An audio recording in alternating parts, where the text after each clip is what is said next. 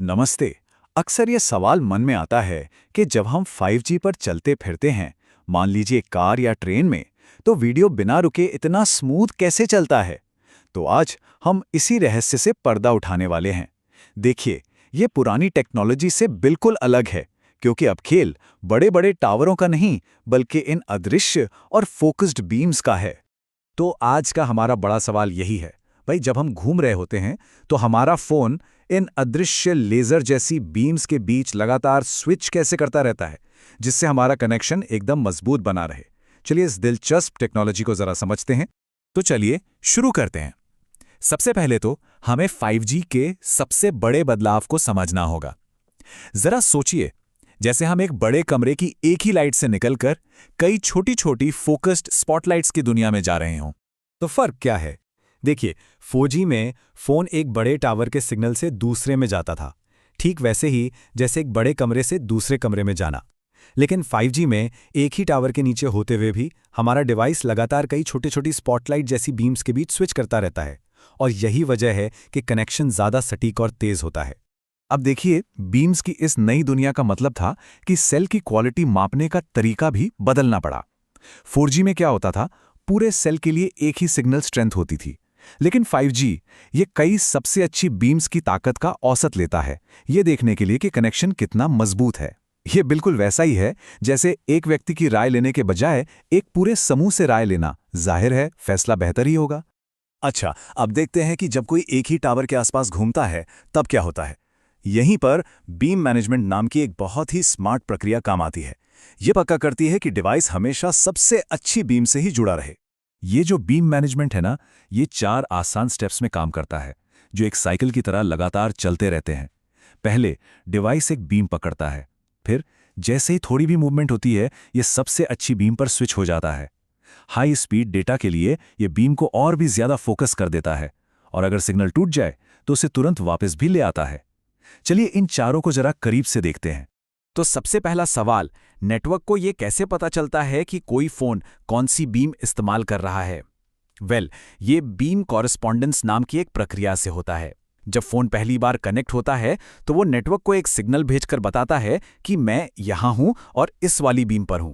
अब आती है बीम स्विचिंग। ये वो प्रक्रिया है जो सच में हर पल होती रहती है।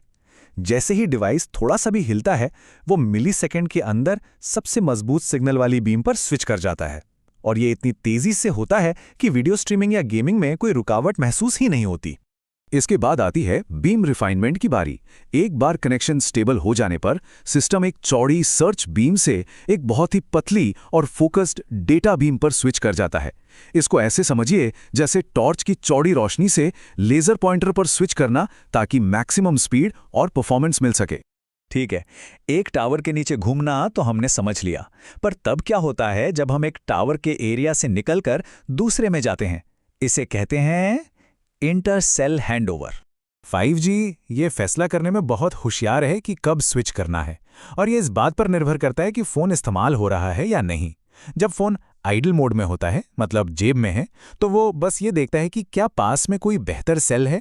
लेकिन जब फ़ोन कनेक्टेड मोड में हो, जैसे कोई वीडियो चल रहा हो, तो वो सिग्नल के ताकत के एक बहुत ही सटीक लेवल तक पहुंचने का इंतजार करता है, ताकि स्विच करते समय कोई रुकावट ना आए। तो 4G के मुकाबले 5G हैंडओवर में नया क्या है? 3 मुख्य बातें हैं। पहला, सेल की क्वालिटी अब कई बीम्स का औसत है, सिर्फ एक का नहीं। दूसरा, नेटवर्क फोन को बताता है कि उसे ठीक ठीक कौन सा सिग्नल मापना है। और तीसरा, नेटवर्क नए टावर से पहले ही पूछ लेता है कि डिवाइस के लिए सबसे अच्छी बीम कौन सी होगी, ताकि स्विच एकदम मक्खन की तरह स्मूथ हो। चलिए अब थोड़ा और गहराई में चलते हैं और उस गुप्त भाषा को समझते हैं जो इन बीम्स को इतनी आसानी से स्विच करने में मदद करती है। ये सब कुछ QCL और TCI स्टेट्स के बारे में है। सुनने में शायद थोड़ा मुश्किल लगे, पर भरोसा कीजिए ये असल में काफी आसान है। यहाँ एक बहुत ही जरूरी सवाल उठता है। एक फोन को तो कई तरह के सिग्नल मिलते हैं, तो उसे ये कैसे पता चलता है कि कौन कौन से सिग्नल एक ही दिशा से आ रहे हैं, ताकि वो उन्हें एक साथ प्रोसेस कर सके और अपनी मेहनत और बैटरी दोनों बचा सके? इसका जवाब है QCL, यानी क्वाजी को लोकेशन। ये नेटवर्क की तरफ से फोन के लिए एक गुप्त संदेश जैसा है, जो कहता है ये दोनों सिग्नल एक ही जगह से आ रहे हैं, इन पर एक साथ काम किया जा सकता है। इससे फ़ोन को 2 गुनी मेहनत नहीं करनी पड़ती, जिसका सीधा मतलब है बेहतर परफॉर्मेंस और लंबी बैटरी लाइफ। ये जो QCL की जानकारी है, ये एक छोटे से डिजिटल पैकेट में भेजी जाती है जिसे TCI स्टेट कहते हैं। ये एक छोटी सी इंस्ट्रक्शन बुक की तरह है जो फ़ोन को बताती है कि सिग्नलों को कैसे संभालना है। इसमें बस एक पहचान आईडी होती है, ये किस मुख्य सिग्नल से जुड़ा है और दोनों में क्या समानता है। सिंपल। और ये पूरी प्रक्रिया बिजली की तेजी से होती है। नेटवर्क पहले फ़ोन को संभावित बीम कनेक्शंस की एक लिस्ट भेजता है, एक मेन्यू की तरह। फिर जब स्विच करने का टाइम आता है तो वो बस एक छोटा तेज कमांड भेजकर लिस्ट में से एक को एक्टिवेट कर देता है और बूम, स्विच लगभग तुरंत हो जाता है। लेकिन तब क्या होता है जब चीजें गलत हो जाती हैं? मान लीजिए अचानक से बीम का कनेक्शन टूट जाए। यही पर काम आती है बीम फेलियर और रिकवरी प्रक्रिया। तो फोन को ये कैसे पता चलता है कि एक बीम फेल हो गई है? वो लगातार डेटा में गलतियों की दर यानी एरर रेट को चेक करता रहता है। अगर ये एरर रेट एक तय सीमा, मान लीजिए 10% से ऊपर चला जाता है, तो फोन समझ जाता है कि कनेक्शन में प्रॉब्लम है और तुरंत रिकवरी प्रक्रिया शुरू कर देता है। और ये रिकवरी प्रक्रिया बहुत ही स्मार्ट है। जैसे ही गड़बड़ी का पता चलता है, फ़ोन तुरंत पास की एक नई मजबूत बीम की तलाश शुरू कर देता है। जैसे ही उसे एक मिलती है, वो उस पर एक रिकवरी रिक्वेस्ट भेजता है और अगर सब ठीक रहा तो कनेक्शन बिना किसी रुकावट के फिर से जुड़ जाता है और कॉल ड्रॉप होने से बच जाती है। और यही तो सबसे ज़रूरी बात है, ये बीम रिकवरी प्रक्रिया एक सेफ्टी नेट की तरह है, एक सुरक्षा कवच। ये कनेक्शन को पूरी तरह से टूटने से पहले ही बचा लेती है और यही चीज़ 5G नेटवर्क को इतना ज़्यादा भरोसेमंद बनाती है। तो आज हमने क्या सीखा? चलिए जल्दी से रिकैप करते हैं। 4 मुख्य बातें। पहला, 5G का असली खेल सेल नहीं बल्कि बीम्स हैं। दूसरा, बीम मैनेजमेंट वो लगातार चलने वाला जादू है जो कनेक्शन को बेहतरीन बनाए रखता है।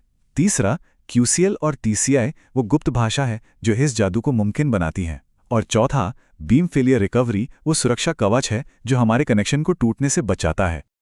और आखिर में एक सवाल सोचने के लिए। अभी तो हम घूमने फिरने यानी मोबिलिटी के लिए इन बीम्स का इस्तेमाल कर रहे हैं, लेकिन जरा सोचिए भविष्य में क्या इसी टेक्नोलॉजी का इस्तेमाल शहरों में ट्रैफिक को मैनेज करने या किसी स्टेडियम में हजारों लोगों को एक साथ हाई स्पीड इंटरनेट देने के लिए किया जा सकता है?